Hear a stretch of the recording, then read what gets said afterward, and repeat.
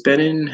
Good evening, everyone, and welcome to another edition of Mental Health Mondays, brought to you by Saving Grace Community Church and Grace House Cincinnati, a ministry of Saving Grace Community Church. Along with me tonight is our usual resident expert, Dr. Dana Harley. And joining us tonight also as well are Antoine Armin and Marquise Watson on tonight. Welcome everybody. Thank you. So tonight, Hi. Dr. Harley, our topic is my baby didn't make it. My baby didn't make it. This happens to be Pregnancy and Infant Loss Awareness Month. And recently, the nation attention has been drawn to this very important subject because of the infant loss of Chrissy Teigen and John Legend. And one of the things that we have noticed, one of the things that has been highlighted, and one of the things that we have been reminded of because of their tragedy is that when it comes to tragedy, persons who are affluent, who are stars, are not exempt. Chrissy, when she lost her child, they were obviously very excited about the prospects of having their child. They had even named him Jack. And she gave a detailed account in terms of her hospitalization initially. She shared about her having 2 blood transfusions, and she really believed that she was on the road to delivering a healthy baby boy. But unexpectedly, things got bad, and she lost her child. And on the way back home from the hospital, she noted on social media, she said, driving home with no baby. And she said, how can this be real? And that is perhaps, according to the Centers of Disease Control, 21,000 infant deaths happen annually. And certainly her sentiments in which she expressed were similar to perhaps many of those who have been in her place and have walked in her shoes. And so, uh, really, Dr. Dana, what I'd like to ask you the question is on the level of traumatic events, where would you rate and how would you rate the loss of a child? Yeah. And so I'm getting a weird echo. I'm sorry. Um, Hang on for one moment. So I think in terms of what people experience is definitely on a personal level. But certainly losing a child would be considered a trauma or an event that causes a lot of different emotions and pain that a person and couple may be experiencing. So when we think about different events that can cause those type of heightened feelings, certainly Mhm. losing a child is something that we would consider um, very, very um, important in terms of what a trauma experience might look like. So, uh, Antoine and Marquise, again, thank you for your willingness to share your story. Um, Certainly, as a couple, you have been a part of this terrible statistic of having lost a child, a very horrific experience. Um, Studies have shown, and according to the vital statistics of the United States, when it comes to infant mortality per 1,000 births, African Americans experienced the death of a child 10.8 per 1,000. Within that number, those that children that die per 1,000, 6.9 per 1,000 die under 28 days. Under 7 days, 5.6 children. And compared to their white counterparts, those statistics per 1,000, the white counterparts, the deaths are half of what we suffer. So tell us a little bit about your journey, the project and endeavor, and take us through from start to finish the experience, what you experienced in losing your child. Absolutely. So, like you mentioned, it is probably one of the most difficult things that we've ever had to be faced with. To give you a little bit background of how everything came about, we were at our 20-week appointment when we first realized that there was an issue with our baby. So, as everybody knows, like the 20-week mark is pretty much the most exciting time because that's when you find out if you're going to have a boy or a girl. But for us, unfortunately, that excitement took a turn for the worse because we found out that our daughter, Alana, was actually not developing according to the growth scale. So at 20 weeks, she was about 2 weeks behind in growth, which is what drew a red flag that there were issues going on with the pregnancy. And to fast forward 4 weeks later, at 24 weeks, my wife was extremely sick. She ended up going to the hospital to find out that she had preeclampsia. And so we initially went from the process of thinking like, oh, she's going to be on bed rest until our daughter grows enough so that we can give birth, to later that night being told that, hey, your life is in jeopardy, as in my wife, and you're going to have to deliver. Basically, tonight we have to induce you. So it was a whirlwind of events because throughout that time, they were telling us that our daughter only had a 10% chance to survive the delivery. Wow. So fast forward, what, 30, how long were you? 36 hours. 36 hours in labor. Our daughter, thankfully, she did survive the delivery, and we were blessed to be able to share 2 days with her. But unfortunately, with being that premature and already being behind in our growth scale, Alana was only with us for 2 days. Wow. Wow. Wow. Now, did you have other children at that time? So we did not, no. So Alana was actually our very first child. We were married in September of 2013, and then she was due in August of 2014, but she ended up making a early arrival, as I mentioned earlier, in May of 2014. So she was actually our firstborn after we got married. Okay. Well, for some of us who may be watching that do not know what preeclampsia is, could you explain what that is, that condition? Yeah, so preeclampsia is basically a severe high blood pressure in pregnancy. So usually you start off with, like, I started off with gestational hypertension, which is like high blood pressure that is like related to the pregnancy. And that's kind of like where we were at like the 20-week mark. It's kind of less common to develop preeclampsia so early, like around the 4-week mark. It's pretty uncommon. So there was a lot of concerns as to, why would this happen to me so early? And basically preeclampsia is like an extreme high blood pressure along with like protein in your urine, severe swelling.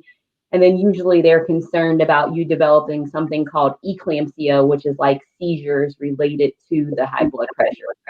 So preeclampsia is kind of like the step right before you get to this seizure with eclampsia. So it's a very severe condition, and the only cure for it at this time is to deliver basically the placenta, which you would have to deliver the baby to deliver the placenta. Well, was it any time during your caring of your child, was your life ever in danger?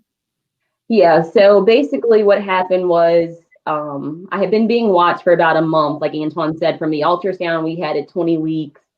We had to go basically like back to several doctor's appointments where I was being monitored really closely because it was like I went from just having this gestational hypertension to now having swelling, protein in my urine.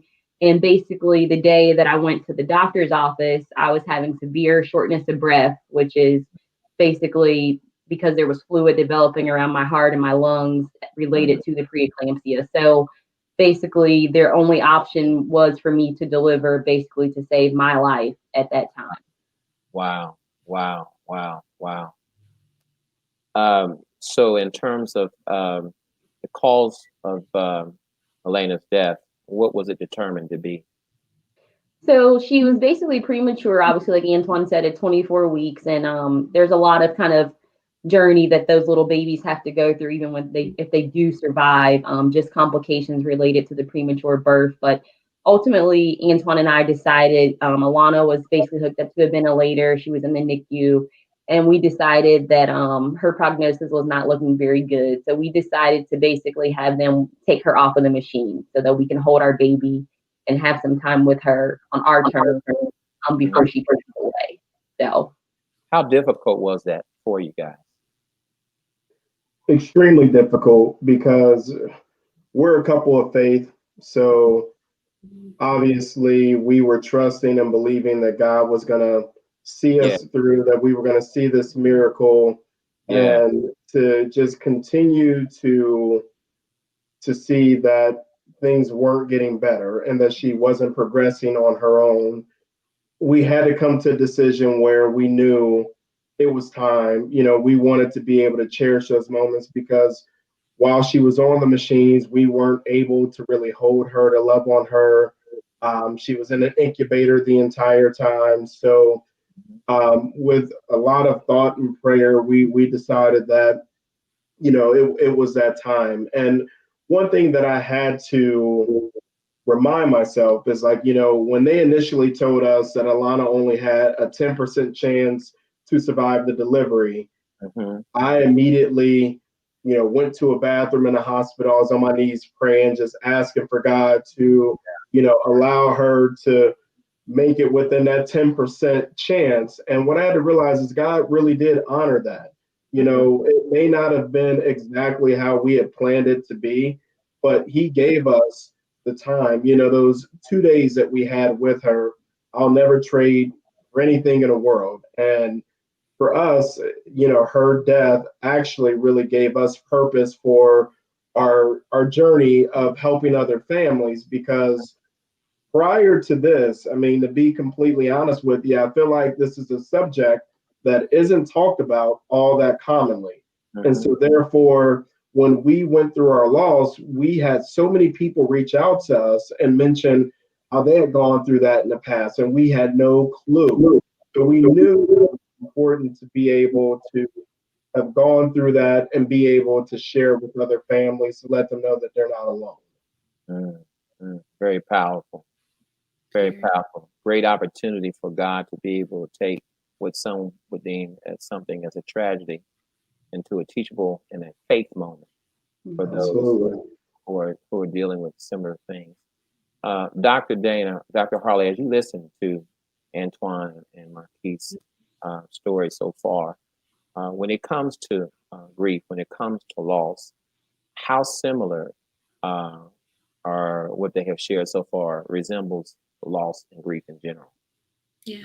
Well, first, I want to thank both Antoine and Marquise for sharing their story so eloquently and taking us on that journey with them. And so I know that over time, it has been a journey and a healing process, and sort of just going through the normal stages that lots of folks go through when they're dealing with some type of loss. And, we go through maybe feeling angry or feeling upset, not understanding. And then we kind of move on to acceptance. And then sometimes we even go back and forth and say, God, I would trade anything just to have this person or have this baby. And so we all typically go through those same types of steps when going through the grieving process. So it's very, very similar to a person who's lost a loved one that has been here on earth for whatever amount of time.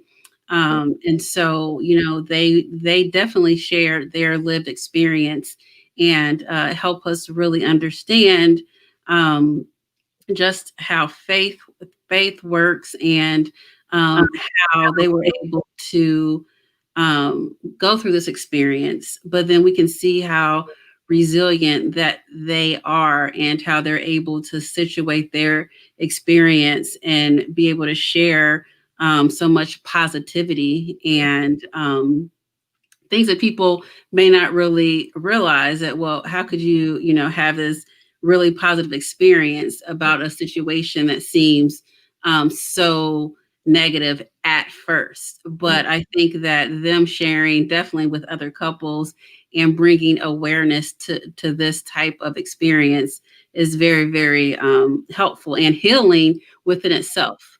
Yes, yes. And I could tell that being 7 years ago. So it'll be 7 years next year. She passed away in 2014.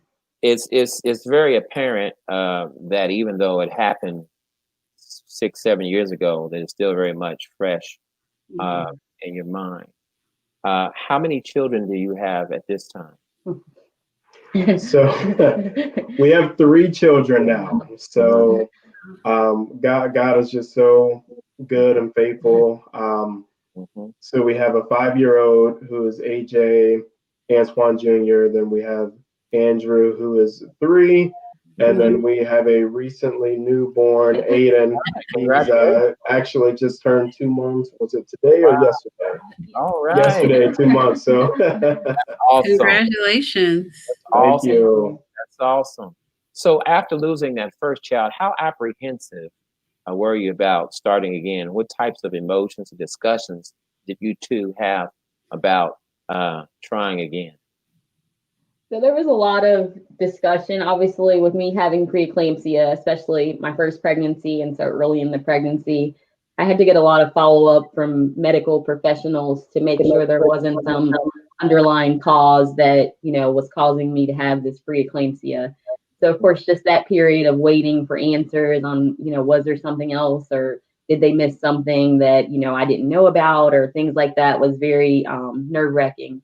But when we finally got the all clear that, everything turned out okay, they really had no idea why this happened and kind of got us a plan to work towards like our future pregnancy to make sure that we could make it further along and just our game plan of, if this happens again, what are the doctors going to do so that they were prepared.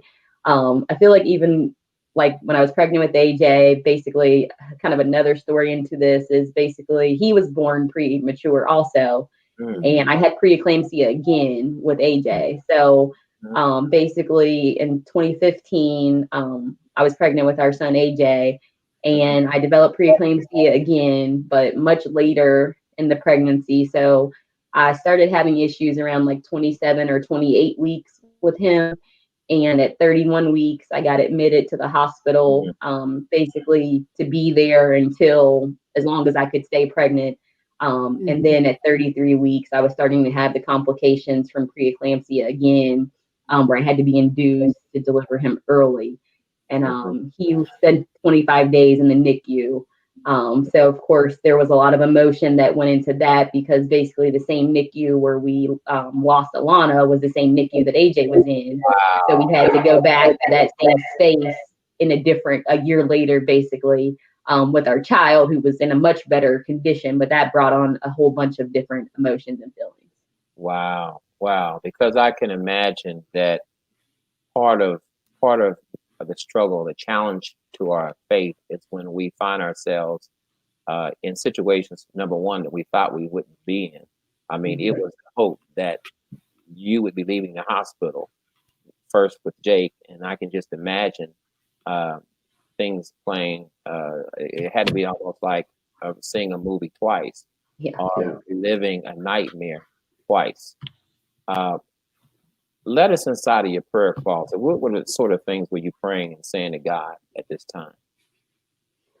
So I'll be completely honest with you and transparent. So when we were pregnant with Alana, like you just realize how immature you can be at times. So like I just had to have the perfect lineup. I had to have my boy first, and then I wanted, the girl next so the big brother could, Right. protect her and all that. And, initially there was some discouragement, like, oh, I'm having a girl first, because again, it didn't happen the way I wanted it to be. And then, fast forward months later, she was all that I wanted, and I couldn't have her. So for me personally, I was just praying for, obviously, for my wife to be able to carry a baby full term Yes. healthy. Like I didn't care if it was a boy, if it was a girl. Like I just wanted our baby to be healthy. Yes. I wanted my wife to be healthy, and I wanted to be able to start our family. We so desperately were ready to have children. And then, we start seeing people around us having children, and obviously you're happy for them. But on the flip side, that brings back some discouragement on your situation. So really it was just asking God to just grant us peace in our storm, asking God to just let his will be done. We were prayerful that obviously his will would be for us to have children, whether that was going to be biologically or adoption. We just wanted to have a family, and that was my biggest prayer. And I'd say our prayers together, obviously. I often say that, and I've said it before, particularly even on this program, that I really believe that in order to be a parent, that people need to almost, purchase a license to become it, just to show that they are called to that. And to hear you say, in fact, that you were content if you could not give birth to a child naturally, that you felt you had the gift of parenting, you felt that it was God's will for you to parent, and you had reached the point that no matter what, you were going to have a child. Yes. And I think that's tremendous. And I know from a faith standpoint that through prayer we seek God's will. We're desiring for an outcome that will be in our mind favorable to us, and that will put us in a position that will draw attention to the goodness of the Lord. Dr. Dana, I might ask that when persons that you may have come in contact with in your practice have suffered disappointment to this magnitude, what are some things or some exercises that directions they could be steered in that would help them get back on the bike? And I think, Antoine and Marquise has been a great example of what I would talk about with a couple or someone that came into my practice to seek some assistance with this type of loss. And they explained very well about how they began to share.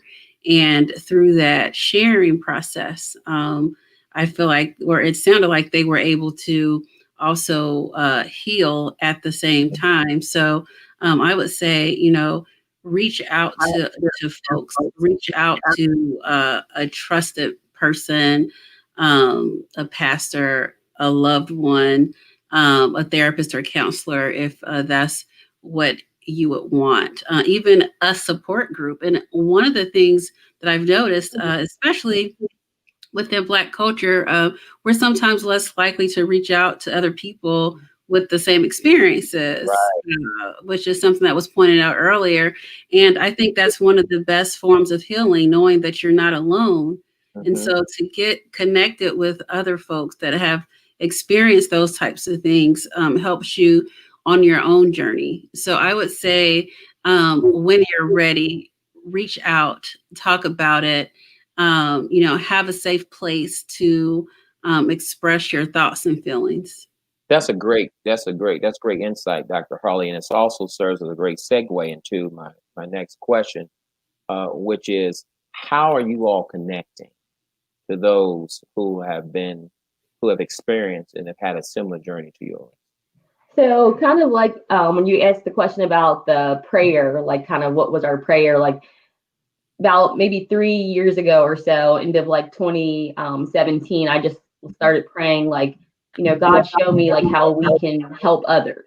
And like we kind of started being connected to like a few mutual friends like that had experienced the loss. And I was like, felt so inclined to like, I have to send them a card or just something to let them know, like, they aren't alone on this journey. And like at the end of 2017, I really started feeling like God was calling us to start an organization, but we didn't know what that looked like.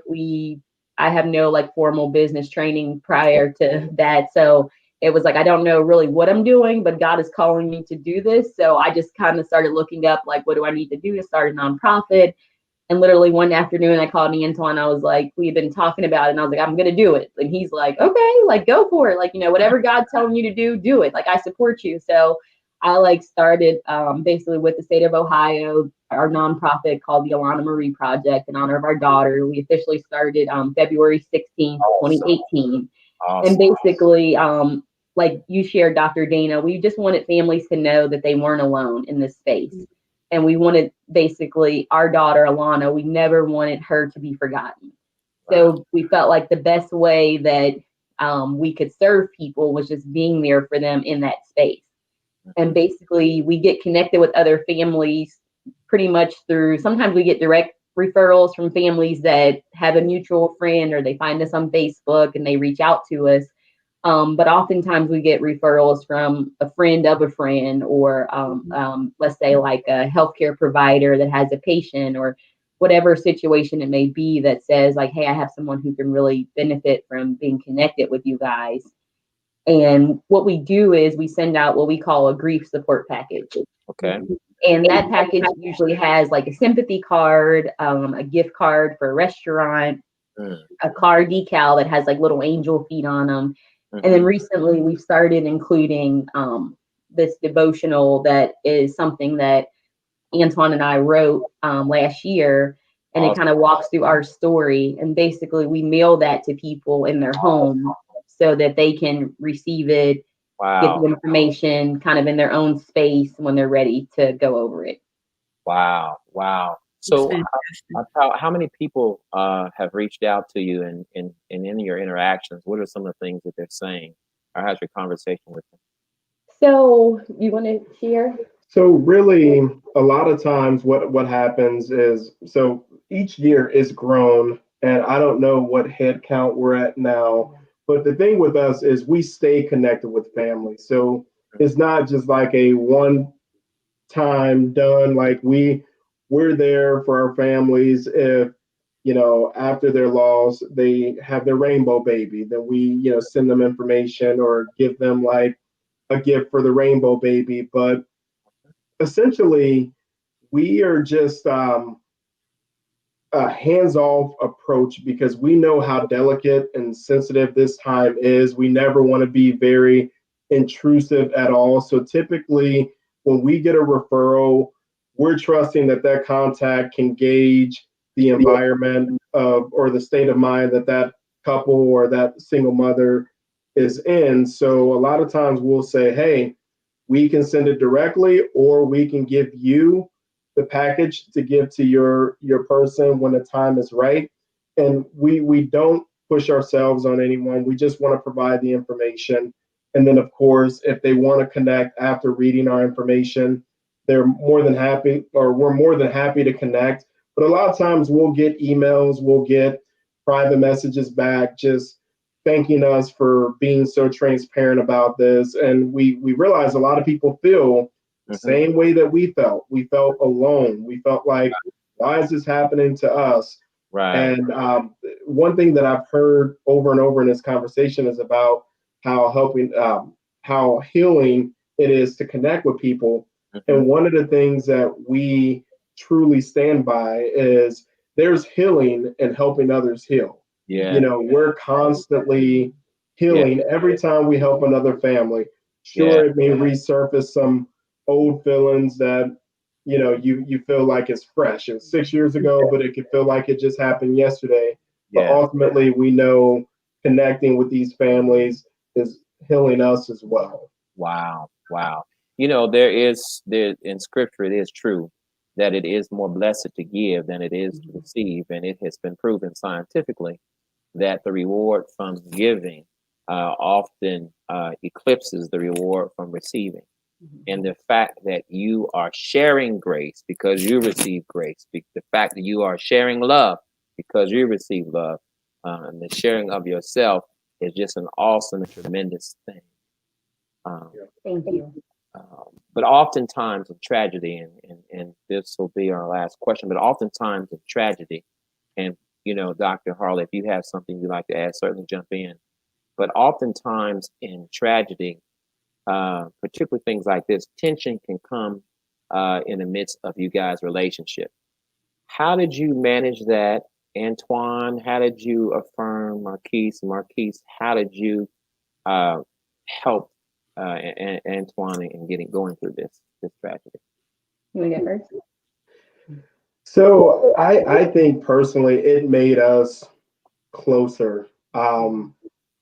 I know it can go one of two ways. You can either get closer together or you can drift apart. But for us, it was truly, we were closer than we ever were before, because at this point, no one really knew what the other one was feeling but us. So all we had was each other. We went through that, traumatic experience together. So it just made me obviously love my wife that much more, because I'm like, I see how short life is, and there's no time for petty arguments or just silly things that we just get so caught up in. When you go through something like that, you're like, you know what?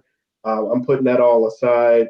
I, wanted to be there for her. Obviously, she wanted to be there for me, but I'll be very transparent in this. A lot of times I feel like as a man, society says like, oh, you have to be the strong one. You shouldn't have to show emotion. So a lot of that, I didn't handle my grief properly because I was so consumed with making sure that my wife was okay and helping her through her own grieving process, that I wasn't able to channel how I was really feeling, because I was so concerned and wanting to guard and protect her. But if any fathers out there that have gone through this that are hearing this now, it's okay for you to let your guard down. And even if you can't talk to your wife, find a friend, a support group, a counselor, someone to help you deal with and channel those emotions, because it is a very tough thing to go through, and internalizing that is never a good solution. Wow. Powerful. Marquis? Yeah, I feel like as far as our relationship, like Antoine said, we've seen couples that have their marriage has completely fallen apart after they lost the baby, just because of the grieving and all of that, doing things differently. But I feel like one thing that helped us is like we grew stronger in our faith. So as we grew stronger in our faith, it was like we grew stronger together, because we were both like we only got God and each other to get through this. So it's like, hey, we're gonna survive this pain. We got to hang on to each other, and we got to hang on to God, and that's all we could do. Amen. I couldn't agree with you more. Oftentimes in premarital counseling, I tell couples that I say it's, when you get married, it's you and God, you and God against the world. And so you realize that, and that's an awesome way to be in marriage. And I just want to thank you again for your time. If someone wants to support your ministry, if someone wants to contact your ministry for help and support, how might they go about doing that? So you can find us a few different ways. We're on social media. So we're on Facebook, Instagram, Twitter, and it's the Alana. It's ALANA Marie MARIE Project. Okay. And then also we have a website that's www.thealanamarieproject.com. And our email is info@thealanamarieproject.com.